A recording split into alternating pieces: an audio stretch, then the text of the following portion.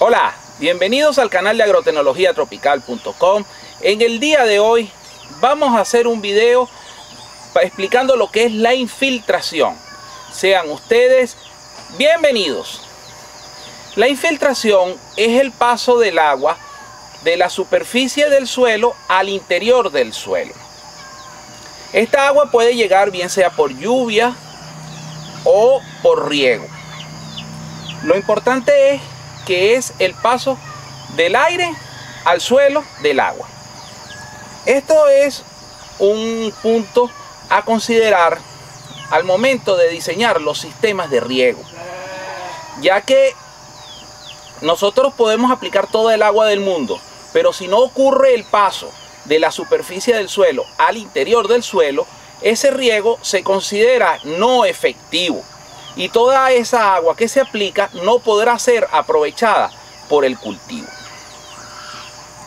Por lo tanto, nosotros debemos favorecer al máximo la infiltración para que el cultivo aproveche el agua al máximo. Y todo el agua que apliquemos en riego se absorba por el suelo.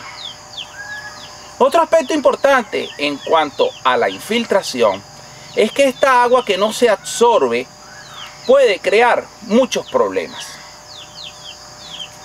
Esta agua es la que se desplaza y que vemos desplazando cada vez que ocurre una lluvia por la superficie del suelo.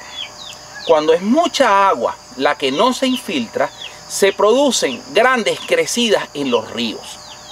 Y estos ríos pueden crear problemas aguas abajo, inundaciones, dañar infraestructura, afectar a personas, afectar a otros cultivos aguas abajo que se pueden inundar cuando llega esa agua en gran cantidad.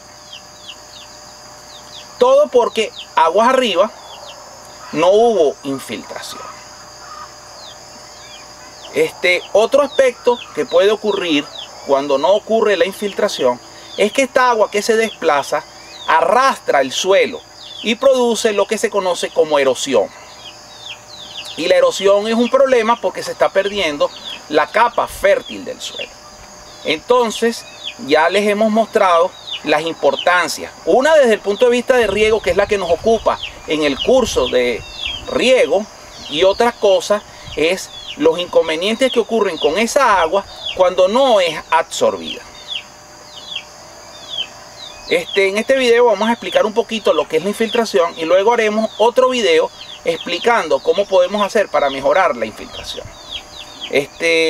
Aquí tenemos un gotero, esto produce goticas de agua y lo vamos a usar para explicarle algunas cosas básicas de la infiltración que debe conocerse para poder gestionar este proceso. Por otro lado, tener baja infiltración no necesariamente es malo. Hay sitios donde conviene que la infiltración sea baja. Por ejemplo, en el riego por surcos. Cuando estamos regando por surcos, si todo el agua se infiltra, el agua no caminará por los surcos y no podrá llegar a todas las partes de la parcela. Sin embargo, una vez que se distribuye todo el agua en la superficie del cultivo, nos interesa que el agua infiltre, el agua se absorba por el suelo para que las plantas puedan utilizarla. Otro caso es con el cultivo del arroz o incluso de pastos que se siembran con riegos por inundación. Y estos suelos con baja infiltración se inundan de agua y allí se dan las condiciones propicias para que crezca el cultivo del arroz. Y entonces allí también es conveniente la baja infiltración. Si nosotros estamos construyendo una laguna, nos interesa que la infiltración sea lo más baja posible para que las pérdidas de agua que estamos acumulando en esas lagunas artificiales sea mínima. Y entonces las lagunas no se sequen. Una laguna se puede secar porque el agua se evapora y la otra porque el agua se infiltra. Entonces, suelos con baja infiltración son favorables para la construcción de lagunas y reservorios de agua. Entonces, volviendo desde el punto de vista del riego, a nosotros nos interesa una infiltración máxima. Entonces vamos a explicar un poco en qué consiste esa infiltración. Y hemos elegido este sitio donde atrás tengo un gallinero y aquí en esta zona donde estoy echándoles este cuento, caminan las gallinas y este suelo está muy pisoteado por las gallinas. Entonces produce lo que llaman patio de gallinas, que es un suelo duro donde hay problemas de infiltración. Como estamos ahorita en plena época seca, nos va a permitir mostrarles un poco los distintos fenómenos que afectan a la infiltración, los cuales vamos a ver a continuación. Bueno, aquí tenemos el suelo, el cual ha sido muy pisado por las gallinas. Y aquí tenemos el goteador. Y vamos a ponerlo a botar unas goticas de agua. Fíjense, si nosotros echamos una gota de agua, ¿ok? Fíjense, esa agua le costó entrar, pero al final entró. Como el suelo está seco, el agua se absorbe con rapidez. Sin embargo, vemos que aquí el agua está caminando. Y en la medida en que aplicamos más agua, que cuesta infiltrar porque el suelo está duro, pisado por las gallinas, el agua se va desplazando. Y entonces aquí es donde se crean los problemas de erosión que estamos mencionando. Fíjense, cada vez que yo estoy aplicando más agua, el suelo no lo absorbe y se produce el desplazamiento de agua en superficie, y allí incluso ya se están viendo incluso fenómenos erosivos. Ahora voy a mostrarles otro fenómeno. Fíjense, voy a echar el agua poco a poco. Entonces, al el agua caer poco a poco, el suelo está teniendo tiempo de infiltrar, de absorber el agua. Y entonces aquí el agua no se está desplazando en superficie, sino incluso se está desplazando por capilaridad dentro del suelo. Aquí, a esta intensidad de agua, no se crea ningún problema. Y toda el agua va a ser aprovechada por el cultivo. Esto lo que implica es que el sistema de riego tiene que ser diseñado de tal forma que la cantidad de agua que se le aplica al cultivo sea en suficiente intensidad para que el suelo lo pueda absorber.